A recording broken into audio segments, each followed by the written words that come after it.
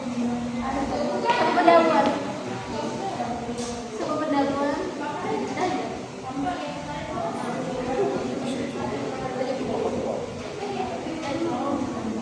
Metode.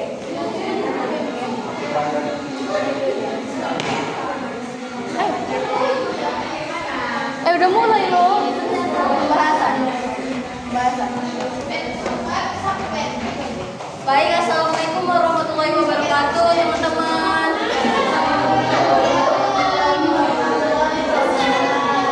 Dan selamat pagi semuanya.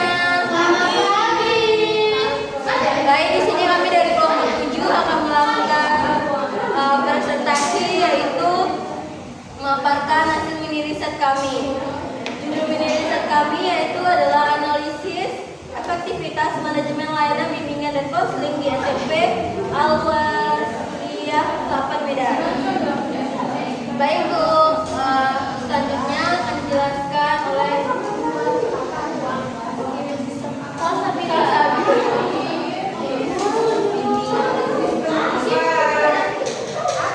Baik, di sini saya akan menyampaikan tentang sebuah pendahuluan. Yang pertama itu latar belakang masalah. Nah, BK merupakan layanan penting dalam dunia pendidikan dan membantu siswa dalam mencapai perkembangan optimal baik secara akademik, sosial maupun pribadi. Nah, namun pada kenyataannya masih banyak sekolah yang belum memiliki layanan BK yang efektif. Kondisi tersebut dapat berakibat pada beberapa hal seperti siswa tidak mendapatkan layanan BK yang mereka butuhkan, sehingga mereka dapat mengalami berbagai permasalahan yang dapat menghambat perkembangan mereka. Baik, yang kedua itu masalah. Yang pertama itu bagaimana ibu mendeskripsikan manajemen layanan BK di SMP Al-Wasliyah 8 Medan, dan yang kedua itu apakah ruang BK sudah sesuai dengan standar yang ditetapkan? Jika tidak, apa saja yang perlu diperbaiki atau ditingkatkan? Yang ketiga, apakah alat-alat dan sumber daya yang dibutuhkan untuk memberikan layanan BK sudah cukup tersedia? Yang keempat, bagaimana proses pengelolaan jadwal dan pelayanan BK di SMP Al-Wasliyah 8 Medan? Dan apakah terdapat tantangan tertentu yang dihadapi dalam hal ini? Dan yang terakhir itu, apa saja program atau kegiatan BK yang telah dilakukan di SMP Al-Wasliyah 8 Medan? Nah, tujuan penelitian kami itu adalah yang kedua, menganalisis manajemen layanan BK di SMP Al-Wasliyah 8 Medan. Yang ketiga itu mengetahui kesesuaian ruang BK dengan standar yang ditetapkan. Yang keempat, menilai ketersediaan alat-alat dan sumber daya yang dibutuhkan untuk memberikan layanan BK. Yang kelima, menganalisis pengelolaan jadwal dan pelayanan BK. Dan yang terakhir itu mengevaluasi program dan kegiatan BK yang telah dilakukan di SMP Al-Wasliyah 8 Medan. Dan yang terakhir itu apa manfaat penelitian yang kami lakukan? Yang pertama itu memberikan informasi tentang kondisi layanan BK di SMP Al-Wasliyah 8 Medan. Yang kedua, membantu sekolah dalam meningkatkan efektivitas manajemen layanan BK. Yang ketiga, meningkatkan kualitas pendidikan di sekolah. Dan yang terakhir itu meningkatkan nama baik sekolah. Baik, sekian penjelasan saya mengenai bab 1 pendahuluan, dan selanjutnya akan disampaikan oleh teman saya. Baik, selanjutnya untuk bab 2 kajian teori akan dijelaskan oleh Lydia. Saya akan menjelaskan tentang kajian teori dan hipotesis. Pertama itu ada manajemen, bimbingan, dan konseling. Jadi manajemen BK ini, manajemen BK, guru BK juga harus memiliki kemampuan melakukan manajemen program BK sebagai wujud kinerjanya. Manajemen BK adalah segala upaya dan cara yang digunakan untuk mendayagunakan secara optimal semua komponen serta sumber daya dan sistem informasi berupa guna data BK untuk menyelenggarakan pelayanan bimbingan konseling dalam rangka mencapai tujuan yang telah ditentukan. Standar ruang bimbingan konseling itu dalam perspektif pendidikan nasional, BK merupakan bagian yang tidak bisa dilepaskan dari sistem pendidikan di sekolah yang bertujuan untuk membantu para siswa agar dapat mengembangkan dirinya secara optimal dan memperoleh kemampuan. Dalam hal ini, AGKIN 2007 telah merekomendasikan ruang BK di sekolah yang dianggap standar dan kriteria sebagai berikut. Letak lokasi ruang BK sudah diakses oleh konseling, tetapi tidak terlalu terbuka. Jumlah ruang bimbingan konseling disesuaikan dengan kebutuhan jenis layanan dan jumlah ruangan.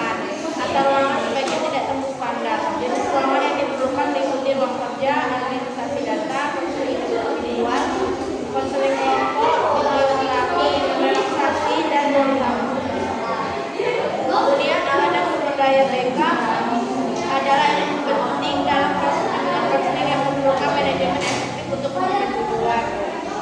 Program BK itu ada program tahunan, program semester, program bulanan, program mingguan, program harian. Kemudian hipotesis, berdasarkan kajian di atas, kami dapat menyimpulkan implementasi manajemen BK yang sistematis dan terarah, meliputi perencanaan, perorganisasian, pelaksanaan, pengarahan, pengawasan, dan evaluasi, akan meningkatkan efektivitas dan efisiensi pelayanan BK di sekolah.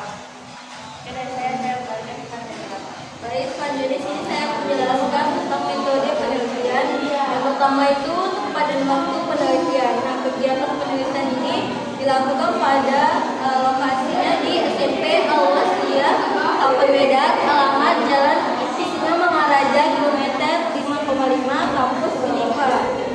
Harjosari 1, Kecamatan Medan Atas, Kota Medan, Provinsi Sumatera Utara. Hari Senin tanggal 13 Mei 2024 pukul 11 sampai dengan 12. Lalu ada subjek penelitian. Subjek penelitian ini adalah guru BK SMP Al-Wasliyah 8 Medan sebagai narasumbernya yang pertama Ibu Sri Wahyuningsi SPD. Teknik pengumpulan data. Teknik pengumpulan data pada penelitian ini adalah wawancara. Lalu instrumen penelitian, kami menggunakan beberapa pertanyaan yang diberikan kepada Ibu Guru BK. Yang pertama, bagaimana Ibu mendeskripsikan manajemen layanan bimbingan dan konseling di SMP Al-Wasliyah 8 Medan?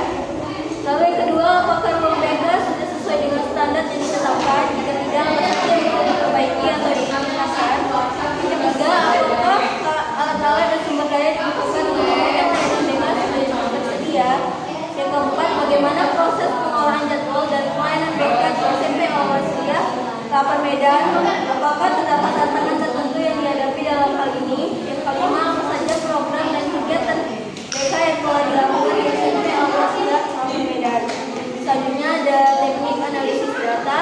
Teknik analisis data yang kami gunakan adalah wawancara, di mana metode penelitian tersebut termasuk pada penelitian kualitatif, penelitian bertindak sebagai wawancara atau interview, dan narasumber atau responden bertindak sebagai yang diwawancarai. Kami menggunakan wawancara sebagai metode penelitian dengan proses tanya jawab kepada narasumber, yaitu Ibu Guru BK SMP Al-Wasliyah 8 Medan, mengenai analisis efektivitas manajemen layanan bimbingan dan konseling di SMP Al-Wasliyah 8 Medan. Baik, selanjutnya pembahasan akan dijelaskan oleh Michael. Baik, terima kasih. Di sini saya akan menjelaskan pembahasan. Kami itu ada gambaran hasil penelitian. Nah, di sini ada beberapa pertanyaan dan jawaban dari beliau. Yang pertama kami bertanya bahwasannya bagaimana Ibu mendeskripsikan manajemen layanan BK di SMP Al-Wasliyah 8 Medan. Nah, jawaban dari beliau, manajemen artinya mengorganisasikan cara pelaksanaan di sekolah ini. Untuk pelaksanaan bimbingan konseling kita melaksanakannya sesuai kebutuhan siswa. Jika siswanya butuh dengan bimbingan kelompok, jika siswanya membutuhkan bimbingan kelompok, kita buat dengan bimbingan kelompok. Jika siswanya butuh bimbingan individual, kita akan gunakan konseling individu. Jadi sesuai dengan kebutuhan siswanya. Yang kedua, apakah ruang BK sudah sesuai dengan standar yang ditetapkan? Jika tidak, apa saja yang perlu diperbaiki atau ditingkatkan? Nah, jawaban dari beliau, ruang BK kita ada di lantai 2. Sebenarnya kalau di bawah itu jadi pusat perhatian. Misalnya nanti orang tua datang langsung menjadi pusat perhatian para siswa. Jadi ruang BK di lantai 2 supaya tidak ada yang tahu dari apapun permasalahannya. Atau siswa datang mau bercerita tidak menjadi resah karena dilihat temannya. Kalau sesuai standarnya kami akui belum sesuai standar. Karena ruang BK itu harusnya nyaman, rapi, ruang ber-AC. Ruang BK kami dari ruang kelas jadi ruangannya itu di blok. Jadi di situ juga kami lakukan bimbingan kelompok atau bimbingan klasikal. Menurut saya hal yang perlu diperbaiki atau ditingkatkan itu mungkin suasana tenangnya kurang kondusif. Jadi sekolah ini gabung dengan tingkat SD dan SMA. Khususnya SMP ini dekat dengan SD, jadi mungkin suasana itu kurang tenang ketika kita melakukan aktivitas. Pertanyaan yang ketiga, apakah alat dan sumber daya yang dibutuhkan untuk memberikan layanan BK sudah cukup tersedia? Jawabannya untuk alat dan sumber daya mungkin beberapa hal cukup, seperti sudah ada guru BK, ada ada ruang BK, ada program, atau ada bahan untuk melakukan bimbingan dan konseling. Untuk tes atau instrumen kami hanya menggunakan instrumen angket, karena kalau sosiometri atau dan lain-lain itu butuh persiapan yang lebih matang dan harus kerjasama dengan pihak tertentu. Jadi untuk instrumen kami masih menggunakan angket. Pertanyaan keempat, bagaimana proses pengelolaan jadwal dan pelayanan BK di SMP Al-Wasliyah Lapan Medan? Apakah terdapat tantangan tertentu yang dihadapi dalam hal ini? Menurut beliau, kami BK belum ada jadwal khusus masuk ke dalam ruang kelas untuk mata pelajaran, jadi kami punya kuota masalah. Siswa itu bebas memasukkan atau bercerita apapun. Ada yang dikasih nama, ada yang tidak. Dari hal tersebut kami 3 hari sekali membuka siapa yang ingin bercerita atau ada yang bermasalah. Lalu yang kedua adalah laporan-laporan dari wali kelas. Jadi kami punya buku penghubung wali kelas dengan buku BK. Jadi ketika ada siswa yang bermasalah, nanti guru wali kelas melapor dengan kami dan kami yang memanggil siswa tersebut. Dan untuk bimbingan layanan itu sesuai kebutuhan siswa. Untuk tantangan siswa ini untuk tantangan itu siswa ini belum terbuka kepada kami. Padahal kami sudah menjelaskan asas keterbukaan atau asas kerahasiaan di BK, tapi mereka ini belum terbuka. Dan juga ada orang tua yang melapor kepada kami minta untuk menasihati anak mereka, tapi anak ini di sekolah ini tidak terbuka atau tidak mau bercerita. Pertanyaan yang kelima, apa saja program atau kegiatan BK yang telah dilakukan di SMP Al-Wasliyah Lapan Medan? Kami melakukan bimbingan kelompok dan kami punya namanya Duta Perlindungan dari OSIS. Mereka kami ajak diskusi setiap minggunya bagaimana supaya bisa mencegah terjadinya bullying ini. Dan untuk program lainnya kami saling melakukan koordinasi antara wali kelas, guru BK, orang tua dan PKS 3 saling bekerja sama. Dan untuk yang berprestasi kami berikan perhatian karena anak berprestasi ini tidak mengikuti kegiatan ekstrakurikuler. Jadi di sini kami menaungi dan berikan perhatian supaya seimbang antara akademik dan ekstrakurikuler. Analisis pembahasan berdasarkan dari hasil penelitian yang sudah dilakukan, bahwasannya manajemen layanan BK di sekolah ini dilaksanakan dengan pendekatan yang adiktif, menyesuaikan dengan kebutuhan siswa. Jika siswa memerlukan bimbingan kelompok, maka layanan diberikan dalam bentuk bimbingan kelompok. Dan jika memerlukan bimbingan individual, layanan diberikan secara individual. Pendekatan ini mencerminkan fleksibilitas dalam pelaksanaan layanan, tetapi juga menunjukkan kekurangan struktur yang mungkin diperlukan untuk memastikan konsistensi dan cakupan layanan yang merata bagi semua siswa. Baik, selanjutnya untuk penutup akan dibacakan oleh Sabila. Baik, di sini saya akan menyampaikan kesimpulan. Nah, penelitian ini mengkaji efektivitas manajemen layanan BK di SMP Al-Wasliyah Lapan Medan. Nah, berdasarkan hasil penelitian, manajemen layanan BK di sekolah ini dilaksanakan dengan pendekatan yang adaptif, menyesuaikan dengan kebutuhan siswa. Nah, namun ruang BK di sekolah ini masih belum sesuai dengan standar yang ditetapkan, dengan kondisi yang tidak kondusif dan kurang nyaman. Ruang BK terletak di lantai 2 untuk menjaga privasi siswa, tetapi fasilitasnya kurang memadai, seperti tidak adanya pendingin ruangan dan kebisingan dari lingkungan sekitar. Alat dan sumber daya yang tersedia juga masih terbatas, misalnya instrumen yang digunakan dalam tes psikologi masih berupa angket sederhana dan tidak ada alat tes lebih kompleks. Pengelolaan jadwal dan pelayanan BK belum terstruktur dengan baik. Tidak ada jadwal khusus untuk layanan BK di kelas, dan sistem yang ada mengandalkan kotak masalah dan laporan dari wali kelas. Ini menunjukkan bahwa sistem penjadwalan dan pengelolaan masih perlu ditingkatkan. Sebagai saran